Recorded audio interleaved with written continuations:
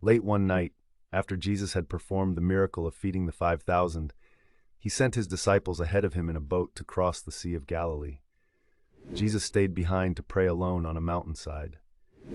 As the disciples rowed across the lake, a fierce wind began to blow, and the waves grew strong, tossing their small boat back and forth. Hours passed, and it was now the early morning, long before dawn. The disciples were exhausted and scared, battling the storm. Suddenly they saw a figure approaching them, walking on the water. Fear gripped their hearts, and they cried out, thinking it was a ghost. But the figure called out to them, saying, "Take courage, it is I. Don't be afraid." It was Jesus walking on the stormy sea toward them. One of the disciples, Peter, known for his boldness, called out, "Lord, if it's you, tell me to come to you on the water." Jesus replied with one word, "Come." Without hesitation, Peter stepped out of the boat.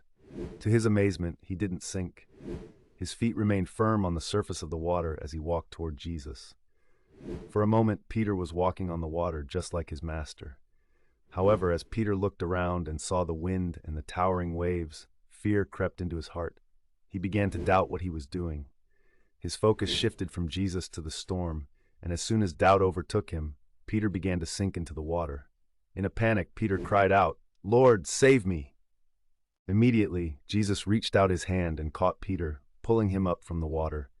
Jesus looked at him with a mixture of love and gentle correction, saying, "You of little faith, why did you doubt?" Together, Jesus and Peter climbed back into the boat, and the moment they did, the wind died down.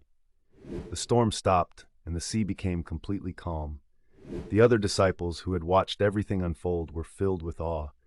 They had witnessed Jesus' power over nature and the miraculous moment of Peter walking on water.